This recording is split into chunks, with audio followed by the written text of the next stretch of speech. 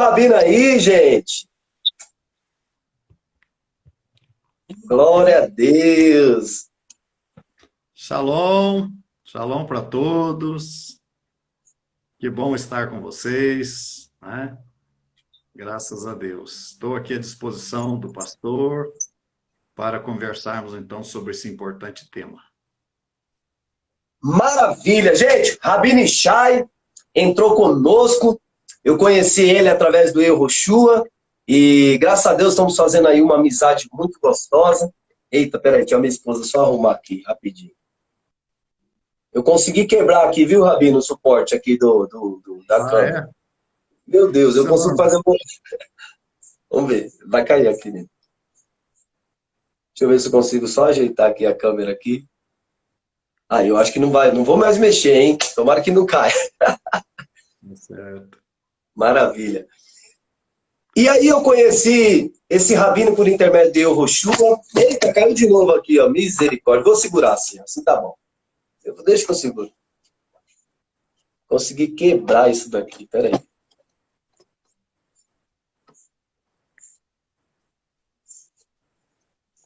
Vê se você consegue arrumar ele.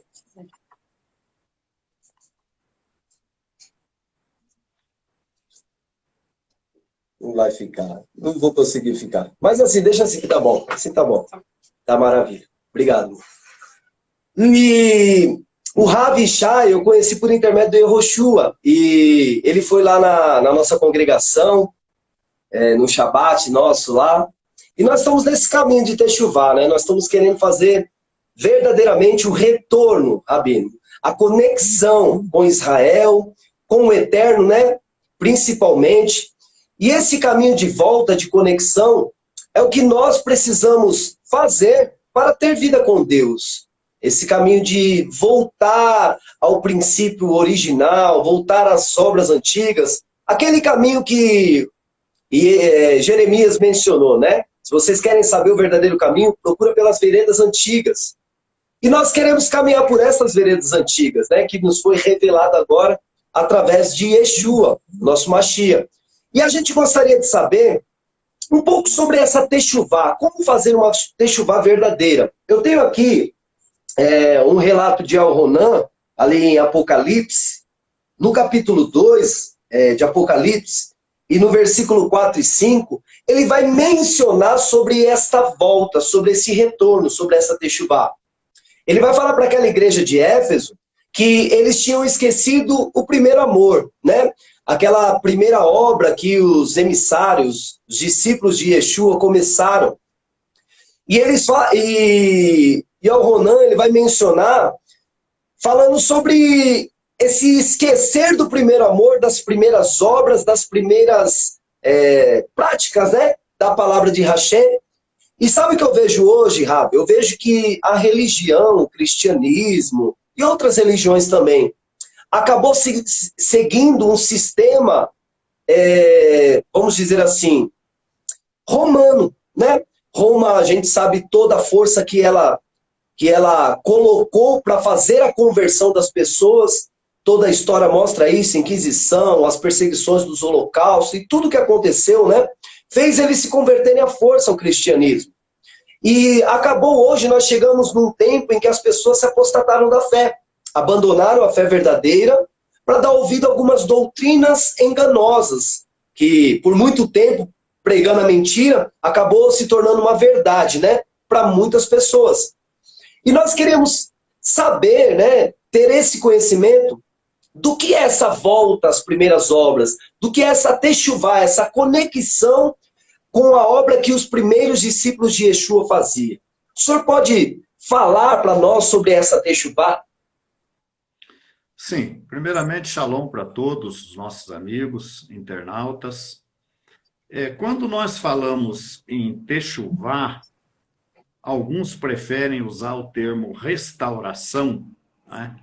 Então, eu tenho um questionamento. Restaurar o quê? Né? Restaurar é uma coisa que está destruída e você começa, então, a reparar, não é isso? Isso. Mas restaurar o quê?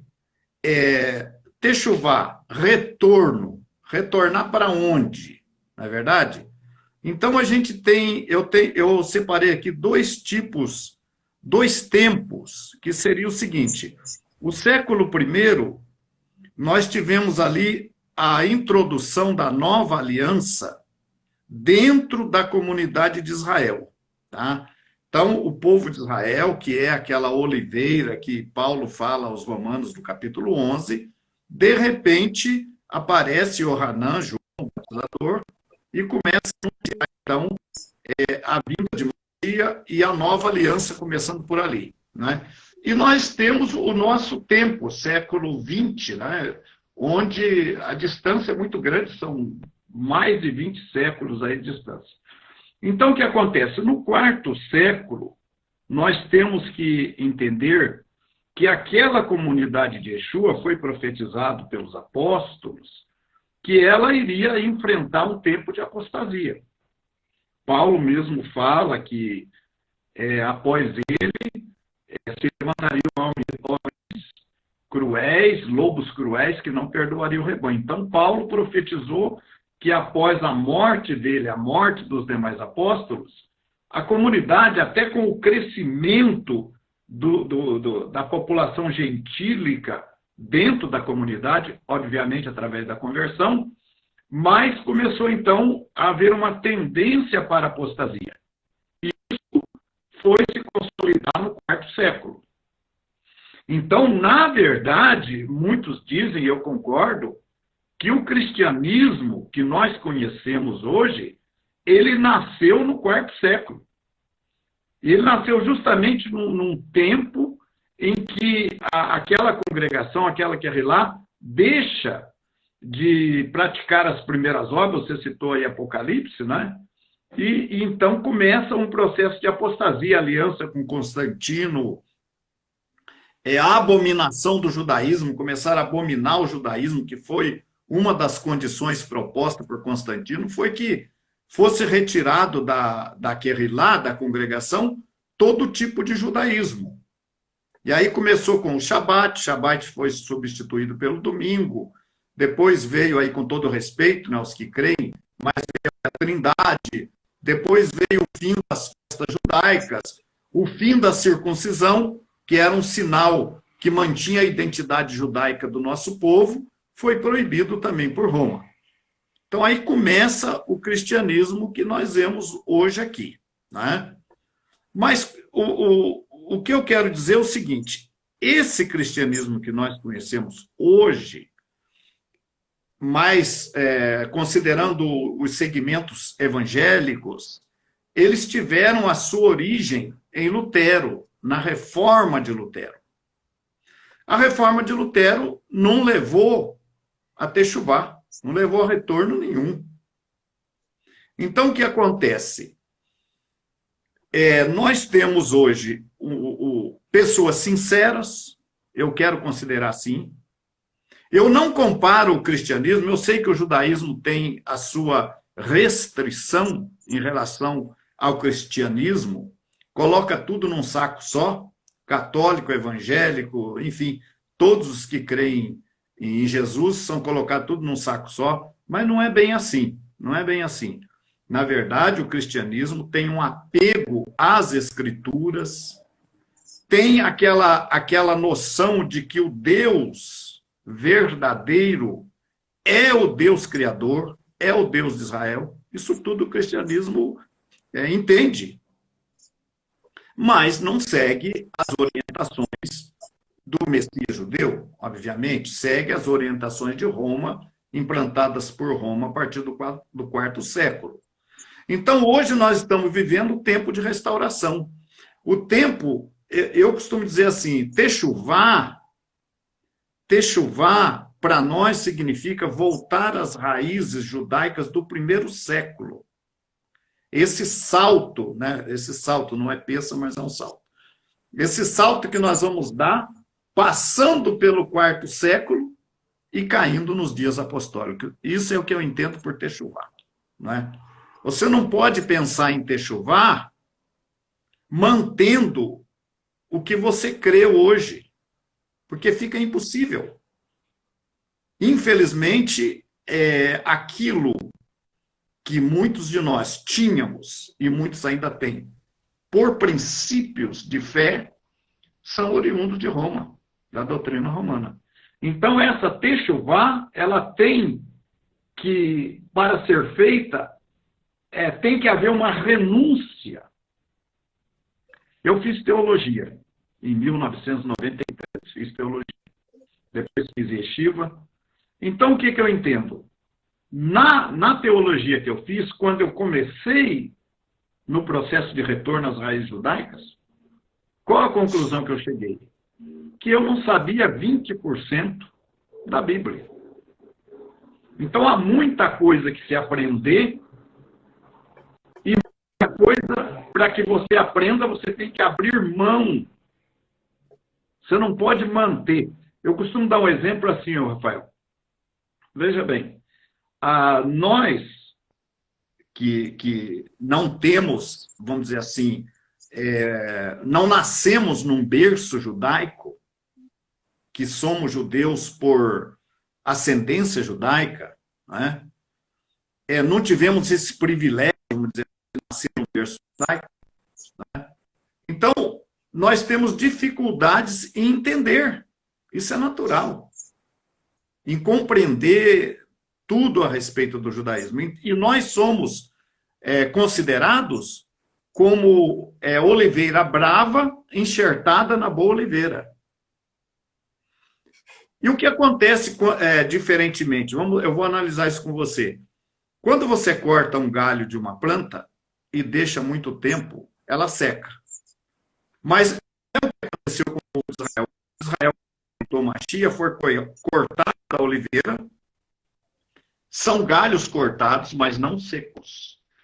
E os galhos cortados do zambujeiro, enxertados nesta vaga que surgiu, eles mantêm a seiva antiga.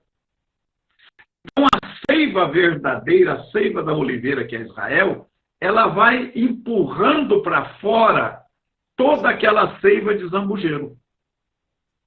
Para que depois que esta seiva esteja fora, esse galho de zambujeiro possa produzir o mesmo fruto da oliveira.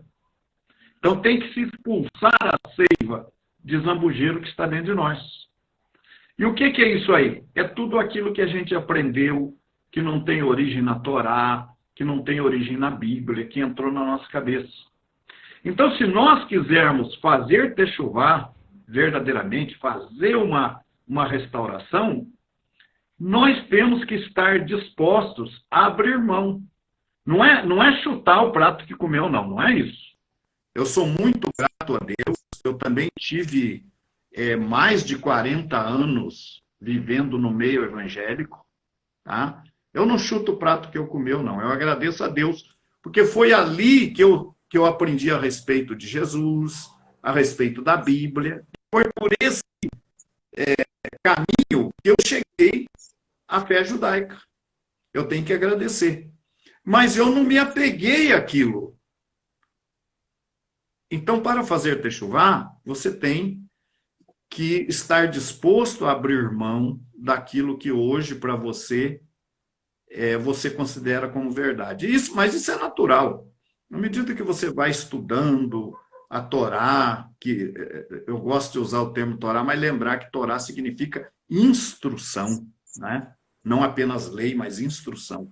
À medida que nós vamos aprendendo a instrução da Torá, nós vamos conhecendo melhor a Deus, nós vamos crescendo, então essa seiva ruim automaticamente vai saindo de nós. E nós vamos avançando nesse processo. Então, isso aí não é uma coisa do dia para a noite. Techuvá não é uma coisa do dia para a noite. Tá? Mas, maravilha, Rabi. Eu tenho muita coisa para falar. Se você deixar, eu falo sozinho. Mas vamos lá. Não, mas eu vou sugar o senhor hoje. Hoje eu vou perguntar. E olha que maravilha. A gente já tem, graças a Deus, a gente tem isso já em mente. Porque para nós, restauração não tem nada a ver a reforma de Lutero, né? No ministério lá, Restaurar, que carrega o nome de restaurar, a gente entende o quê? Nós precisamos restaurar E para restaurar qualquer coisa, necessário é o elemento original, ou seja, a matéria original é que restaura, e não qualquer tipo de material. Vou dar um exemplo. Eu tenho um púlpito lá de madeira, e vou dar um exemplo que essa madeira é guatambu. Se eu quiser restaurar esse púlpito, eu preciso de guatambu para restaurar.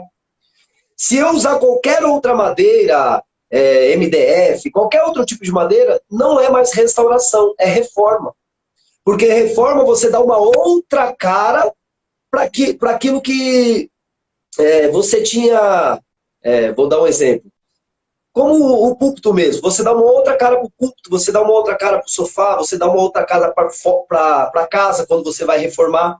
Agora você pega um quadro lá do Picasso e você fala, eu vou restaurar esse quadro. Você tem que deixar ele idêntico o que o autor fez. E nós temos já isso em mente, que nós temos que voltar a ser como a Kehillah que Yeshua congregava com os discípulos, né? As práticas dos mandamentos têm que ser igual eles praticavam. E Yeshua, o que aconteceu ao longo das histórias é que colocaram uma vestimenta nele romana, assim como fizeram em Yosef, lá no Egito, quando chamaram ele de Zafnat Paneah. E os próprios irmãos não o reconheceram, porque ele estava com os adornos egípcios, né? E quando ele tirou esses adornos, os próprios irmãos reconheceram que era Yosef. Eu creio que esse processo de retirada desses adornos, dessa seiva, né, do jambuzeiro saindo, isso vai acontecer naturalmente com o processo de restauração que muitos homens de Deus já estão fazendo. Né, o Senhor, eu estou começando, engatinhando nesse processo, outros rabinos também que estão trabalhando na restauração, e eu creio que através desse conhecimento, né, igual o Yeshua falou, o conhecimento vai trazer a libertação. As pessoas vão ser libertas. Vou dar um exemplo. Lá na nossa Kehillah, nós não celebramos mais festas pagãs. Nenhuma. Nós tiramos do nosso meio. Nós vamos celebrar... Travou? Deixa eu ver se travou aqui. O meu tá bem. Aqui tá tudo bem. Tá bem? Tá me ouvindo bem, né? Sim. Maravilha. Então, para nós não celebramos mais festas pagãs. Nós tínhamos em mente também que deveríamos ir na Kehillah de domingo. Esse contexto herege, essa mudança lá no Concílio de Nicéia também nós tiramos, porque isso é bem romano. Então nós voltamos às práticas do Shabat, a guarda do Shabat, né?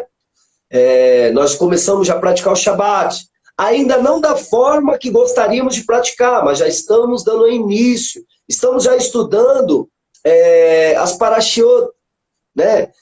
O senhor viu que eu ainda errei a parashiot. Meu Deus. Não, pulei só um livro só, Rabino. Misericórdia. Só um livro só. Mas voltamos a estudar, né? Estudamos a Bamidbar, agora estamos já estudando a outra agora nessa semana. Estamos fazendo esse trabalho. Pegamos os princípios de Ramban, estamos disseminando ele para colocar em prática com os nossos membros, liderança, etc. E o que o senhor orienta uma pessoa que ainda não tem nenhum desse conhecimento, né? De Techuvá, de conexão ao século I, né? Que é onde estão ali os verdadeiros discípulos de Yeshua, a verdadeira prática dos mandamentos. Qual é o conselho que o senhor dá? Por onde começar? Porque tem muitos pastores, até online aqui, que às vezes fica perdido. Porque ele tem medo, o receio dele, pela conversa que eu tenho com alguns pastores, é o medo dele colocar alguma coisa assim e as pessoas falar, estão judaizando. Quando na realidade nós não estamos judaizando. Nós só queremos praticar o que Yeshua ensinou. Qual é a orientação que o senhor pode dar para começar essa techuvá? Como que eu começo? Como que eu me engajo nela? Bom, primeiramente é o seguinte, a techuvá, ela só é viável em um determinado grupo de pessoas. No mundo cristão que eu conheço hoje, você tem muitos líderes e muitos membros que têm esse amor por Israel. Lembrando lá que Deus promete, através de Abraão, né, abençoar aqueles que abençoam ao povo de Israel. Então você vai ter aquelas pessoas que amam a Israel, que abençoam a Israel. Você vai ter pessoas, por exemplo, que vão fazer muitas vezes uma viagem turística a Jerusalém, a Israel, e voltam de lá totalmente mudados. Aliás, isso é normal. A pessoa volta com outra cabeça, porque ele tem aquele contato ali ao vivo com o templo, com o local, com o cotelo, enfim. Então, ele volta de lá transformado. Aí, quando ele chega na sua congregação, se ele é um pastor, um líder, ele vem empolgado, né? Ele quer passar aquilo que ele aprendeu, que ele ouviu. E aí é o momento de se ter cuidado, né? De se ter muita sabedoria, porque você vai ter dentro da comunidade gente que comunga desta ideia de amar Israel, de amar o povo de Israel, de reconhecer o povo de Israel, porque o próprio Yeshua disse, né, que a salvação vem dos judeus. Né? Então a pessoa tem esse especial carinho. E você vai ter pessoas antissemitas, pessoas que têm uma ideia que, digamos assim, a igreja gentílica substitui Israel, que Israel não tem mais nada a ver, que agora quem manda é a igreja e qualquer coisa que você fale de Israel ali é judaizar, né? Então, você tem que saber com que tipo de pessoas você vai lidar. Né? Normalmente, os pastores já têm uma ideia disso aí. E aí é onde ele tem que ter esse trabalho, esse cuidado de começar a falar do sacerdote de Israel, da fé judaica, com carinho, com amor, introduzindo. Por exemplo, nós, na nossa comunidade, que na época a gente tinha cerca de 150 congregações, nós não perdemos nenhuma congregação, congregações no Brasil todo. E a nível de membresia, nós perdemos ali 2, 3% dos nossos membros, porque a gente trabalhou com muita paciência. Né? Ninguém foi forçado a nada. E começamos ali introduzindo uma música judaica, uma dança judaica, que mas hoje é fácil, porque as igrejas hoje gostam da coreografia, das danças. É mais fácil do que antigamente. E a gente ali introduziu uma dança judaica, uma música judaica. Na comunidade que eu era o líder, o pastor, então, começamos assim. Gradativamente, à medida que o nosso grupo musical, o nosso conjunto, começou a tocar músicas judaicas, aos poucos, eles mesmos começaram a sentir. Meu filho Gershon, que deve estar aí na escuta hoje, que era líder da música na época, lembra que eu pedi, olha, vamos colocar aí em 4 músicas a 6 músicas, vamos colocar 1 ou 2 músicas judaicas no meio. E aí eles começaram a ter amor por aquilo ali, e no decorrer de um prazo de menos de 6 meses, nós já estávamos cantando praticamente somente as músicas judaicas. Então, o povo começou a tomar gosto pela música judaica, entender o que era uma adoração, aquela dança de roda, né? Todo mundo participando ali. Isso começou a mexer com o povo. Eu me lembro que na primeira reunião ministerial que nós tivemos, onde reunimos líderes de todo o Brasil, eu falei, eu quero fazer uma proposta para vocês. Eu quero apresentar aqui um louvor e danças. Eu quero que vocês apenas olhem, apenas vejam, tá? Nós vamos começar numa reunião ministerial. E aí começamos ali, os nossos músicos começaram a tocar músicas judaicas, né? Enfim, um Shabbat Shalom, aquelas músicas, aquele popurrí de músicas do sábado, né? E aí eu fui lá também, dei a mão e comecei a participar da dança. Depois eu chamei os líderes, certo? O líder que sentir no seu coração desejo de vir aqui, porque isso é muito importante, pastor Rafael.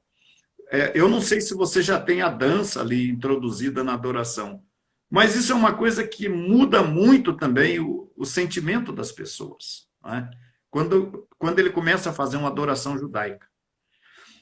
E os líderes começaram a chegar, chegou um, deu a mão, entrou na roda de dança, chegou outro, e numa certa altura eu já tinha ali mais de 50% dos líderes, o espaço não era muito grande, fazia-se então duas rodas, uma dentro, outra fora. E eu falei, o que vocês acharam? Eu quero que vocês pensem nisso. Eles nunca tinham visto aquilo ali. E foi assim. Falei, vocês não têm obrigação de introduzir nada disso nas suas comunidades. Se vocês quiserem, a gente ajuda vocês, manda as músicas. E eu me lembro que numa das nossas aulas de dança, nós estávamos numa pequena sala, alguns membros reunidos, da dança, e numa certa altura houve um silêncio total. Todo mundo ficou sério, um olhando na cara do outro. Sabe aquela sensação de arrepio que dá? A sensação era essa. Ninguém falava, ninguém abria sua boca. Nós ficamos quase um minuto em silêncio. Ali nós sentimos a presença do Eterno. Daí para frente, pastor, eu só queria... eu não queria ter chuva, não, pastor. Eu não queria restauração, não. Eu só queria música e dança judaica. Só. Dali para frente, nós começamos com amor a buscar. E vamos aprender o que é uma paraxá, o que é um estudo no sábado, o que é estudar a Torá, e começamos. E hoje nós temos já 16 anos no processo de Techuvá. Então, a pessoa, você, líder, os demais líderes, pastores, amigos nossos que estão aí conectados, tem que ter essa sabedoria, não é implantar nada, é propor. Eu tenho uma proposta, tá? E a Techuvá, eu costumo dizer que é o único retorno que você vai para frente. É o único retorno que você avança. Você fazendo esse retorno, você está indo para frente. Não há nada, você não vai negar nada da fé que você tem, você vai crescer, você vai sentir a presença de Deus, você vai conhecer. Nós estudamos a Torá, as 54 parashot, né? Parashá significa porção da Torá. Nós estudamos todos os anos. E todos os anos nós aprendemos coisas novas. Estudando a mesma coisa e a nossa mente se abrindo e a gente crescendo no conhecimento, na satisfação de ter uma resposta. Porque antigamente, quando um membro trazia um problema para nós e a gente não conseguia resolver, principalmente problemas familiares, de casamento e tal, aí o que nós dizíamos? Vamos entregar na mão de Deus. Porque a gente não tinha resposta. Hoje, pela Torá, graças a Deus, nós encontramos resposta para tudo, porque Torá é conhecimento, é crescer. E outra coisa importante dentro da Techuvá é a presença do Ruach, do Espírito Santo, exercendo o seu verdadeiro papel, que não é a concessão do Ruach do Espírito Santo, não visa apenas o dom de línguas ou de cura, mas visa, de acordo com o profeta Jeremias e o profeta Ezequiel, o Ruach faz com que a gente entenda a vontade de Deus e pratique.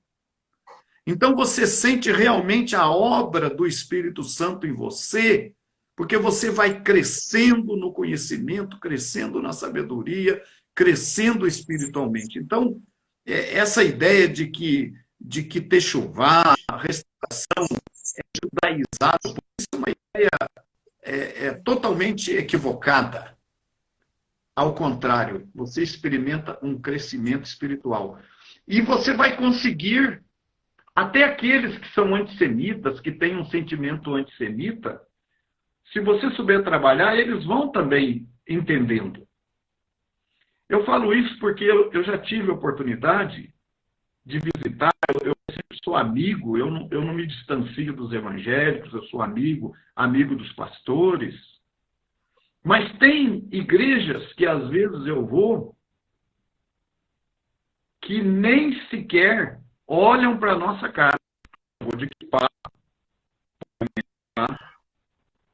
nem olham, nem dão atenção, nem nos apresentam, tem aqui uma visita. Não. Em compensação, tem outras igrejas que nós vamos que eu fico até envergonhado, porque eles falam, tem aqui um judeu, um rabino entre nós, seja bem-vindo. Aqui em Guarulhos, em São Paulo, onde eu estou no momento, tem uma igreja aqui próximo que o pastor me convidou para ir numa aula de teologia, que ele tem um curso de teologia que ele ministrava, agora está parado, né? Ministrava aqui uma vez por semana e eu fui para conhecer. E lá, praticamente, a metade da aula foi eu que dei, porque eu falei, não, eu sou só visita. Eu disse para a professora, eu falei, eu sou apenas uma visita, senhora. Eu vim aqui para conhecer. Mas ela não me deixou em paz. E eu acabei tomando conta da aula. Então, são pessoas que recebem com amor. Então, você tem esses dois públicos. Você tem os que amam Israel e os que não querem nem saber de Israel. E você vai ter que saber lidar com isso, com sabedoria. Quem sabe chamar para participar de uma dança judaica, porque é aí que o Urua vai mexer, vai tocar no coração dele, vai começar a sentir o que é uma adoração israelita. Rav, nós aqui no Ministério, nós estamos já no estudo das Parashiot há 2 anos, né? Por incrível que pareça, nesses 2 anos, o único pulo que foi dado foi quando o senhor estava presente. Mas faz parte, né? A gente fica até às vezes nervoso por ter um sábio do nosso lado. Eu considero o senhor um sábio do nosso povo. E é muito bom ouvir e aprender. Eu sou muito ouvido, eu gosto muito de aprender. Só que tudo que o senhor está passando, nós, no começo, não tivemos a orientação. E o que aconteceu? Eu estudei por volta de 2008, 2009, com o Zandona, o Guimarães, né? Eu estudei lá no CATS, pelo CATS. E aí eu tive o gostinho do original. E dali eu fui buscando conhecimento, porque aquilo foi abrindo os meus olhos, né? Eu comecei numa igreja quadrangular, com a minha sogra pastora, com meu sogro pastor, casei com filha de pastor, e comecei ali. Mas o Eterno sempre me incomodava em relação aos ensinamentos que eu recebia até lá. E eu questionava, né? Meu sogro, minha sogra não tinha muito conhecimento. Falei, mas isso é assim, eu estou lendo de uma outra forma, eu estou pesquisando, está escrito de outra maneira, foi traduzido errado. E eu perguntava para ela, falou, não, é isso mesmo, é assim que a igreja ensina, né? E, enfim, ela não tinha os olhos abertos para essa techuvá. Mas os meus olhos se abriram, graças a Deus, Baruch Hashem por isso. E eu fui buscar, e fui buscando. Aí estudei um pouco o Moshe Keller também, né, de Belo Horizonte. Minha esposa está terminando aí o bacharel dela com o Moshe Keller. E fui estudando. Fui estudando com os rabinos, fui pegando a informação. E graças a Deus nós estamos nesse processo, no começo, né, dessa techuvá. Um erro que eu cometi, Rafa, foi que quando eu me deparei com a verdade, e isso é um conselho para todos os pastores aí que estão presentes, o que eu fiz? Eu fiquei tão maravilhado que eu falei, o que eu estou falando está tudo errado. Eu cheguei num dia de culto e, ministrei o nome de Deus e o nome de Yeshua. Eu acabei com a igreja. Acabei. Não tive, assim, a sabedoria, o direcionamento, né? Eu estava tão afobado com aquilo, era tão gostoso que eu quis jogar tudo para a igreja de um dia só. E eu acabei destruindo a igreja. Então, para que os pastores não cometam os mesmos erros, nós temos que, tá vendo? Pedir orientação. E você viu a orientação do rabino, gente? Para nós, é o quê? Começar devagar, inserir um louvor, né? Lechaná, Rabá, e aí a servir ao Eterno. Né? Algumas músicas eu até me atrevo a cantar. O senhor viu lá? Alguma coisa eu até atrevo a cantar lá. O pessoal já ir se familiarizando. Vou dar alguma instrução do pouco hebraico que eu aprendi, que eu aprendo, que eu estudo sempre, mas vou dando alguma instrução no hebraico, gostinho no original, mostra a tradução, algumas equivocadas das escrituras, porque a gente sabe que o processo para a Bíblia chegar até nós, ela veio com algumas alterações e nos prejudicou muito no entendimento. Então, quando a gente conecta ao original, a gente vê que o entendimento ele se amplia. A gente enxerga com clareza, porque Yeshua é a luz. Sem Yeshua, né, que é a representação da Torá na terra, sem ele não tem como iluminar. E como o salmista diz, lâmpada para os nossos pés é a instrução de Deus, é a Torá de Deus, e luz para o nosso caminho. Então, eu vejo que tem muitos pastores andando na escuridão. E o que eles necessitam? Dessa luz, dessa clareza, sabe, que a Torá traz para nós. Graças a Deus, o nosso caminho de retorno está sendo iluminado. O Eterno está nos dando instrução, está colocando pessoas como o Senhor no nosso caminho para nos auxiliar. Eu tenho a certeza que o Senhor será um canal aqui para São Paulo também, não só Curitiba, né? Mas aqui para São Paulo, para a gente fazer isso acontecer, né? Eu me coloco à disposição do Senhor também, caso precise, assim, de eventos, ajuda, para a gente fazer isso acontecer e mostrar para Querrilá, para a igreja, né? Se tratando mais do pessoal cristão, que não é judaizar, não fazer deles um prosélito, né? Esse não é o objetivo. É, na verdade, conectá-los verdadeiramente à verdadeira identidade da congregação, que naquela época tinha gentios e judeus congregando no mesmo, porque através de Yeshua não existe mais grego, não existe mais divisão. Nós somos um, e necessário é que sejamos um, para que o mundo saiba que o Pai está em nós. E essa conexão a Israel é que vai fazer a ótica. Eu entendo assim, Rabino, vê se o meu entendimento está errado. Eu vejo que as pessoas olham para a Escritura com uma ótica que dão a elas. Vou dar um exemplo. Uma lente, né, que dão a elas. A lente que deram para os cristãos é uma lente romana. Então, todas as vezes que elas vão olhar as Escrituras com essa lente romana, elas vão enxergar Jesus de Hollywood. Aquele Jesus que, para eles, transgrediu o Shabat, né, aquele Jesus que é pregado por aí, por causa da lente que deram para eles enxergar. Agora, se nós tirarmos essa ótica, essa lente romana, e colocarmos a lente do contexto original judaico, voltando às raízes da fé, o nosso entendimento é outro. E a clareza com que a gente enxerga sobre a fé, sobre os mandamentos, sobre quem é o Eterno, quem é a pessoa de Yeshua, o que é o Ruach HaKodesh, né? Aí eu acredito que muda o comportamento, porque esse conhecimento verdadeiro, a escama cai, ele traz... né? Não entendi, Rabino. A escama cai. A escama cai. Isso, exatamente. E aí a pessoa começa a enxergar com a ótica certa. Eu acredito que esse trabalho que o senhor falou para nós começarmos, né? Graças a Deus nós começamos agora de uma maneira correta. Já estamos guardando o Shabat. Nós vamos celebrar agora Shavuot, né? Que nós estamos no início aí praticamente de Shavuot. Nós celebraremos Shavuot como um mandamento eterno e lembraremos ali da dádiva da Torá, da entrega no monte, dessa colheita maravilhosa, das primeiras colheitas após a libertação. Celebraremos, contamos o Homer, graças a Deus, fizemos a contagem do Homer. E assim, estamos aprendendo a techuvá. E ter o Senhor aqui hoje só nos ajuda em qual sentido? Reforçando a ideia que nós precisamos nos conectar a Israel. Porque vindo do Senhor, Rabino, toda essa instrução para nós, nos dá uma clareza do que a gente precisa fazer, porque eu sei que tem muita gente perdida, muita gente apavorada. Porque quando as pessoas hoje, a maioria, lê as escrituras no contexto original, ela fala assim, peraí, me ensinaram errado? Essas igrejas, esses pastores, não. Na realidade, às vezes o pastor também não tem o conhecimento.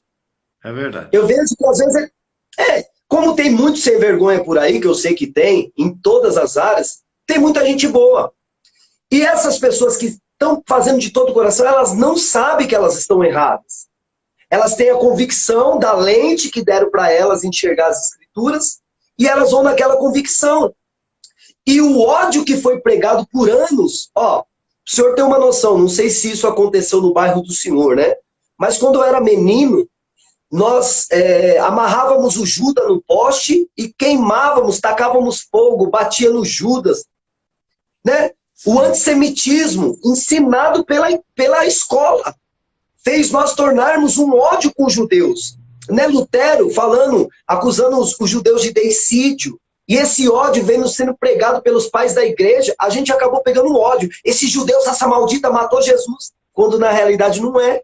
Os discípulos de Yeshua todos são judeus. Todos judeus. Né? Kefa, Yohanan, Matitiahu, todos. Né? Rav Shaul. E a gente não parou para analisar as escrituras, porque nos deram uma ótica errada. Graças a Deus, as escamas aqui caiu por terra. E hoje, o meu objetivo é me conectar a Israel, para que eu possa também conduzir o povo que está sob os cuidados lá da congregação que o Eterno colocou, eu como cabeça, conduzir para essa direção, para esse caminho. E nós estamos indo. E com a sua ajuda, Rafa, vai ser muito melhor. Eu sei que tem muitos outros pastores que precisam também dessa ajuda. E tem muitos aqui online, amigos meus, pastor Péricles, comentando aí, falando sobre a verdadeira techuvá, o verdadeiro caminho, que não é proselitismo mesmo, que é a conexão com Israel.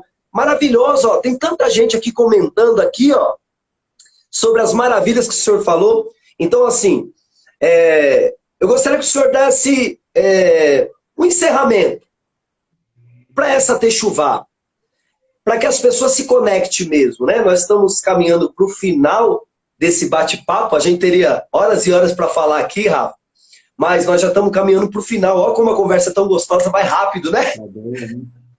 Não, Faça suas considerações. Não entendi, Rafa. Conta conosco, não é? Vamos continuar. Deixa eu virar aqui. Deixa eu ver o que eu fiz aqui, peraí. Aí. Então, Rabino, dá umas considerações finais para nós, cristãos, né? Nos aproximarmos mais dessa techuvá.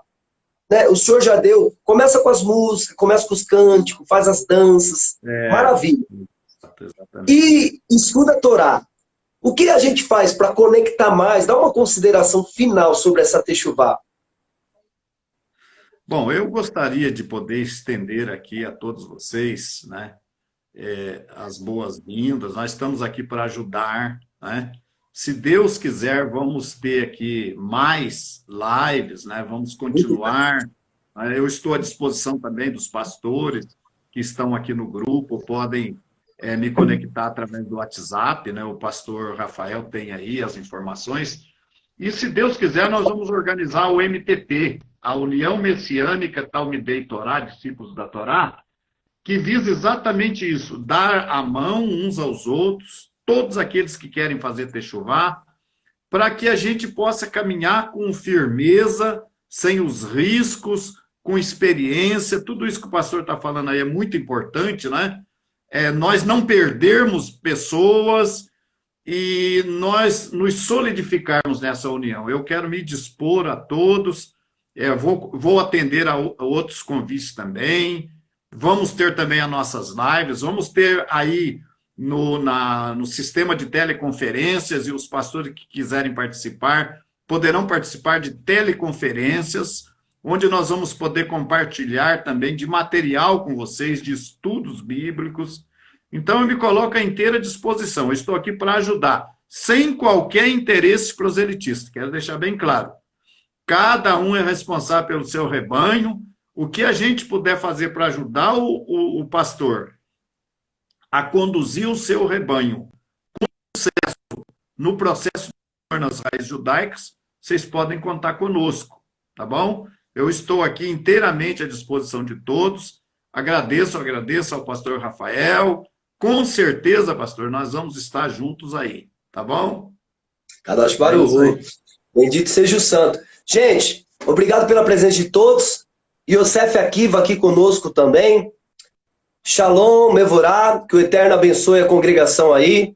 O Joshua estava aqui conosco aqui na nossa Kehilar, foi estudar lá com o Moshe Keller, hoje ajudando o senhor aí. Deus abençoe.